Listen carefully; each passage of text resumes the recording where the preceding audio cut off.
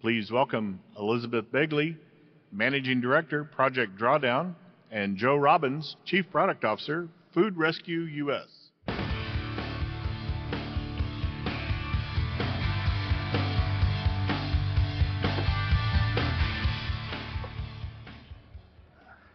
Good morning.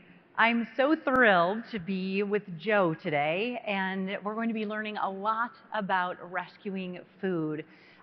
So Joe, when you hear that nearly 40% of the US food supply is wasted and 40 million Americans are food insecure, what goes through your mind? So it's staggering, obviously, and I think for me the question it begs, and I would imagine most people who hear that, what's preventing all of that food to getting to those people who need it?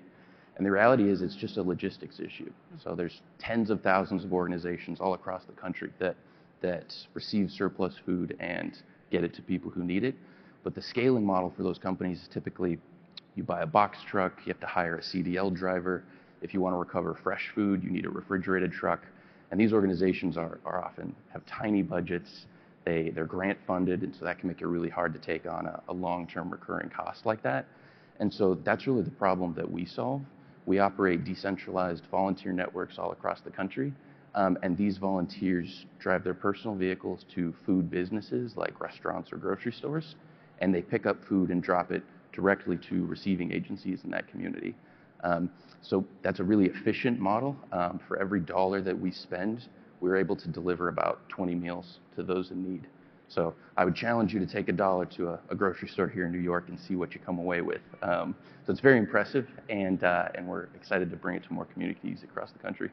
I love that. Every dollar spent, 20 meals. Yeah. Wow, that's incredible. So I'd love to know more about the origin of Food Rescue US and how it's evolved, especially given food prices and all of the demand that we're seeing across the country. Yeah, so we were founded in 2011, actually in Fairfield, Connecticut. And at first it was just a group of people who were volunteering at food pantries, and they realized that there was a lot of food that was available in the community that these food pantries couldn't access. And so they actually, on their own, started taking their personal vehicles to these places, picking the food up and bringing it to the receiving agencies. And this scaled. They got more and more people involved. They got more and more partners. Somewhere along the way, they realized they needed a software application to just manage all of the logistics. And that's really when they realized, okay, we've got something here. This model isn't just something that's going to work in Fairfield County. This is something that's going to travel and work elsewhere. So fast forward to today, we have 49 recovery operations in 26 different states across the country. Last year, we did 132,000 of these pickups, wow, and we recovered 37 million pounds of food, which is incredibly impactful in terms of food insecurity, but food waste in landfills also generates a significant portion of greenhouse gas emissions. And our work just last year was able to offset almost over 100,000 tons of CO2 equivalent emissions. So it's really exciting, both in terms of food insecurity and the environment. I love that double win, and being at Project Drawdown, and you'll see some lovely, inspiring photos of people, as well as some technical tools in the background. And with the Drawdown Explorer, we really lean into looking at climate solutions. One huge solution that's accessible to most people is actually reducing food loss and waste. So, almost anybody can do it. Almost anybody can help with this kind of work. Check out all of these lovely people in the background photos. So how do you inspire people to get involved with organizations like Food Rescue US? Yeah, that's a great question. And having a software background, understanding your users and what motivates them and their incentive structures is so important. So when I started with Food Rescue US, I had to learn, what motivates volunteers. I've had previous jobs where I had a hard time motivating people to use the app the way it was supposed to be used, and it was their job. So for people who are volunteering their time for us, how does that work? And what's so fascinating is inspiration isn't really the issue. I think that the sustainability community has done such a good job of making sure people understand the climate circumstances and the threat that we're facing. And so I think that because that community has had to fight so long and so hard just to convince us that there is a problem, that the situation is urgent, that in some senses we've almost overshot. I think it maybe makes us worry that our individual action can't make a difference. And I live in Seattle, and when I go to a coffee shop, they always ask you if you want the paper straw or the plastic straw. And in my mind, it's tempting to think, okay, halfway through this cup of coffee, the paper straw might be getting on my nerves a little bit, and the climate problem is so big and so vast. What impact is this decision about straws really going to make? And I think the antidote to that is letting people experience what it's like to actually make a difference themselves. Mm-hmm. And we've been able to give over 30,000 people that experience, which is really exciting. I also just love the level of community connection that an organization like Food Rescue US provides, right? Like, people are in their community, helping their community members, and they're working on a climate solution. So I love that idea. And I love the focus on people, right? And so I'm so curious about any stories you might have that really illustrate the human impact of food recovery. Yeah, that's a great thing about this work, is I have almost too many to recount, but one of my favorites is the story of our South Florida site. So in 2018, we didn't have a South Florida site, and we got an email from a woman named Ellen Bowen, who was a retired executive in the fashion industry, and she was just asking us if we had any volunteer opportunities in South Florida. And we didn't at the time, but we told her, we have this model, we have this tool, if you're interested in working with us, we could help you set up a site in your community. And so we ran her through the training, we taught her how to pitch to food donors and how to recruit volunteers. And so she started out, and at first it was just her friends and her community. And 2 years later, she sent us another email and said, hey, I was speaking with a chef at an event, and I was telling her about what we do. She was interested in sustainability. And it turns out that she's the executive chef for the Hard Rock Stadium in Miami. And she's also the top decision maker for all concessions at Super Bowl 54. Wow. And she'd like to know if we would rescue food from Super Bowl 54. And it was a total role reversal. We were like, well, we'd love to, but how are we going to do this? And she said, don't worry about it. I've got hundreds of volunteers who are excited to show up. I've talked to my agencies. They're going to keep space available and stay open late so we can do the pickups. I just wanted to make sure it was all right with you guys. And we were like, yes, that is all right. And I checked this morning, and as of today, Ellen's site has recovered over 15 million pounds of food. 15 million pounds of food. Yeah. And bringing the Super Bowl into it. Way to go, Amazing. Ellen. Way to go, Ellen. Shout out to Ellen. Yeah. How did Food Rescue US make that possible? Like, that from someone saying, hey, I'd like to volunteer, which encourage everybody to find a way to volunteer in their communities, but how did that happen? Yeah. So the responsible answer here, given the platform, is to talk about the model and how well it scales and how easy it is and how great of a tool the app is. But really, it was Ellen.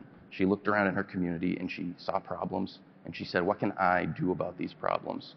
And of course, the organization shared our experience and our model with her, and the app is very functional and makes the logistics component of that work much simpler for a user. But really, that's what it took. None of that would have mattered if it wasn't for her raising her hand and sending us that email. I get really excited when people stand up and take action and find ways to work on climate change in ways that resonate with them. I think your organization is creating tools. Our organization has the new Drawdown Explorer. We also have Shift for individual climate action, which is jointheshift.earth.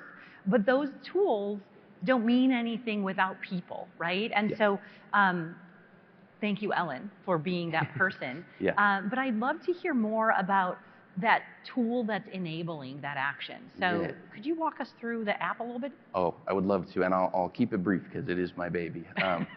But yeah, so we have a logistics platform, and it has a platform for all of the user groups that I've mentioned so far. So the receiving agencies, the food donors, the volunteers, and our site organizers. And so the food donors can use the app to log a food donation, and the site staff sees that donation, and then they match it to a receiving agency based on what that receiving agency prefers as far as types of food, how much capacity they have. A lot of details go into that. I won't bore you with them. And then once that route has been created, they can either assign it to a volunteer driver, or they can post it to our marketplace, where the volunteers can say, I've got time this Saturday, I can do this one, so they can claim it themselves. And it does a lot more than that, and it provides metrics to all of those users about their end of that supply chain. But it's really exciting, and we release new features every 30 days. So it's an intense process, but we love it, and I think that shows up for our network. And where can people find the app? foodrescue.us. Okay, foodrescue.us, check out the app, and there's all sorts of roles you can play, right? You could be a driver, you could be Yep. the person who's receiving or the person who's donating, so there's so many ways that we can show up and really work on this incredible climate solution, right? And work with reducing food waste as well as feeding hungry people. Yeah, absolutely. I love it. So I'm curious about what solutions you're putting into place to make food rescue easier in communities all around the U.S. I mean, that scaling is a big challenge. Yeah, and really our biggest bottleneck to scaling is food donor recruitment. We have almost no trouble recruiting volunteers, and the receiving agencies always need food, unfortunately, now more than ever. And the food donors, they have businesses that they're running. Food businesses often operate really tight margins, really tight timelines, and so asking them to do something additional to what they're already doing is often a tough ask. So my team often meets with professionals in this industry, and we do discovery sessions to try to learn how do we make this easier for you. And I was in one of these discovery sessions about 1.5 years ago with a very gruff operations manager for a warehouse for a large grocery store, and I was asking him questions, obviously designed to see what can I do to get you to use the app. And he said to me, Joe, I don't care how cool the app is. I already have to walk the store and scan out anything I'm donating into our system, and I'm not going to do that twice. And that's why we appreciate direct feedback in the discovery process, because that was a real light bulb moment for us. And I went back and talked to the team, and I asked my lead developer, is there a way we can just integrate directly with the inventory management systems and just have those communicate with our system? And he gave me the classic developer answer, which is, it's possible, but it's going to be expensive and it's going to be a headache. And if you don't speak developer, that means great idea. I love it when you come up with great ideas. When can we get started? So we got started right away, and we built prototypes. We did more discovery, and we ended up receiving the ReFed's Catalytic Grant Award, which ReFed's a great organization. They're here, and that funded us to actually build this program. So we have it live now. We're actually pilot testing it with a point of sale company with live donations, live donors. Very stressful, but it's going well so far. And just to give you an idea of how impactful that can be, when we get through with our beta and we go live with this donor, there will be almost 70,000 food businesses across the country that can sign up for food recovery with 2 clicks from their existing on-site point of sale software. And then they can create a donation for pickup just by logging a transaction, which they do that all day long. So we've really eliminated all the excuses. We made it really easy to partner with us. Wow, I love thinking about what are the barriers to entry, how can we come up with elegant solutions to make sure that they're not barriers and to make the activation process so much easier. Yeah. Way to go. Thank you. And great developer. I'm glad the developer is happy to try new things. They have I made fun of them a little bit. They're a great team, and I would not be up here without them. That's amazing. Yeah, we definitely have, with the Drawdown Explorer, have given our developers some interesting challenges. Yes. But the results are where you get your best ideas. I love it. Yeah. Absolutely. And why not leverage the incredible technology that we have to move us all forward without having to worry about all of the logistics? We can just package it all in. That's one of the great things about our model, too, is we have sort of an ad hoc experimental system. Because we have all these sites and all these very different food landscapes, we're able to get feedback from Randy in Albuquerque and Kate in DC, and someone wants to rescue from school cafeterias, someone wants to rescue on a bicycle, and so we get all this information constantly, and it's trying for my team at times to try to make sense of it all and come up with features, but it allows us to stay ahead of the curve in what's needed in this How space. big is the team at Food Rescue US? Yeah, so my team is 5 people, and the national team, we have 12 full-time staff, and then we have 49 site directors and staff, and we manage 132,000 pickups a year. Well done. That is so inspiring. I love it. So what's next? You've got so much on the horizon. Where's Food Rescue US going now? Yeah. So this will be the obligatory once per panel talk about AI. So if you were worried we were going to skip that, your worries are about to be alleviated. Our philosophy on the product team is we want to build a great tool, and we want that tool to be a beautiful experience for the user. But we want that tool to fade into the background of this much more important experience of volunteering. And we've known for a while that AI has a lot of opportunity for us in that way. We've been doing research and evaluating different tools. A lot of the tools we've been evaluating are software as a service tools. So someone's developed a model, you pay for it monthly, and then you train it on kind of what you need to do. And we quickly found that those tools are not yet priced for nonprofits. They're firmly out of our price range. But we also learned that in order to retain the identity of the app and of the organization, really build what we needed, we were going to have to learn how to do that ourselves. And so we, 8 months ago, partnered with Dr. Stanley Lim, who's a supply chain logistics professor at Michigan State University, in addition to being a wonderful person. And he's been helping us to develop a machine learning algorithm to predict rescuer substitution requests. So this is something that comes up a lot. We have volunteers who have something come up at the last minute, and so we need to find a substitute. And this can often end up with the site staff stopping their day, going out and handling this, because we don't want to lose a donor. We want to make sure we're delivering for our food donors. And so that can be really disruptive. And we right now have a machine learning model that will predict rescuer substitution requests at 94% accuracy. Wow. And also suggest volunteers to be substitutes based on their rescue history and their information. And so that's really exciting. Right now, that 94% is on our historical training data sets, but we're actually putting a pilot together right now that will run next month, hopefully. And that's a small step on a much longer journey for us, but it's a small step that involves myself and my team getting the experience and the knowledge we need to write good proposals for this, to get bigger funding for this. So it's going to be a big focus for us for the next several years. Thanks for using AI for good, right? Yeah. And for the folks who work in the AI space, I think having opportunities for nonprofits to pilot and test things like this is just such an incredible opportunity to be a climate solution and to really move important work forward. Yeah, absolutely. And the prerequisite to AI is good data, clean data, and holistic data. So you have to have data sets that aren't just used to make the app functional, but also to give you a clear picture of why decisions are being made, what scenarios are affecting this decision-making process. And so that was really the first kind of 2 years of this experience for us, was getting our data cleaned up, getting it stored properly, adding data capture for areas of the operational model that we don't have good information on. And so now we're at a place where we can start picking specific problems like this, modeling them ourselves, and putting up solutions, which is really exciting. That is so exciting. So you've got the app, you have the AI work in development to really start to exponentially increase and match folks with the right volunteer role. I want to talk a little bit about a call to action for the folks who are here and who are interested in this.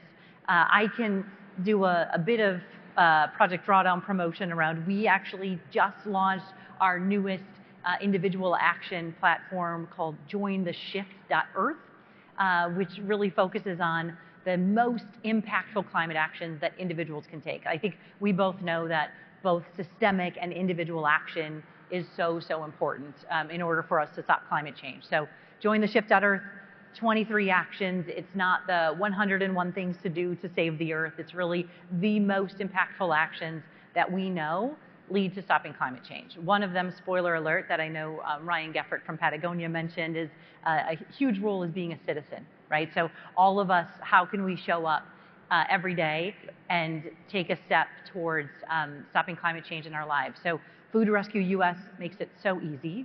Tell me more about what you'd like people to do. What's the next step you'd like them to take as they think about their role in food waste recovery? Yeah, I think the most impactful thing you can do as an individual is to not let the problems you can't fix distract you from the ones that you can.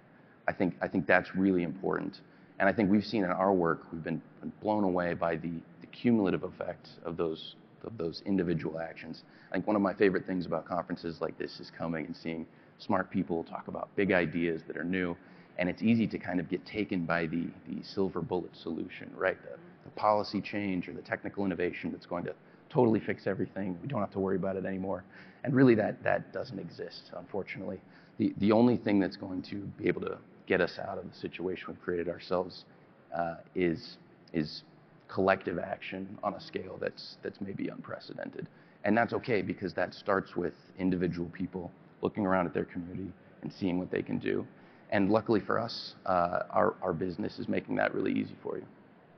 I love that. I love the idea of, collective community-based action, especially as there's, lots of shifting sands in our world today. Like, look at our community. What does our community need? Yeah. Using tools like the Food Rescue US app in order to find how you want to show up. Yeah. And to keep taking steps, right? Like, maybe you try something and you don't love it.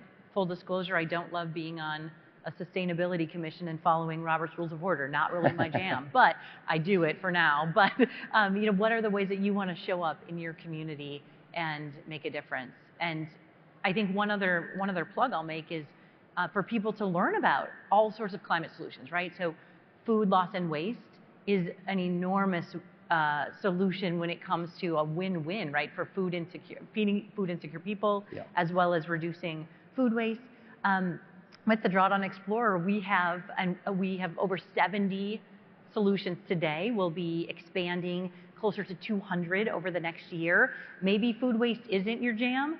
I think most people it is actually, but maybe there's something else that you're interested in. So would really encourage people to geek out with the Drawdown Explorer and check out all the different solutions that, the science-based solutions that we've looked at. Yeah. Because there's lots of opportunity. Yeah, and the experience is so important. I think we hear about the problems, we worry about the problems, but experiencing what it feels like to make an impact yourself with your individual action is so important. And I think, with the app, we do all these cool things to sort of reinforce that experience. We show people their CO2 offset for that trip, and we have badges that get awarded with little confetti animations. They're very fun, but all of that pales in comparison to going to a chef and having him hand you food that he cooked, he prepared. He would have had to throw that away if he wasn't able to hand it to you.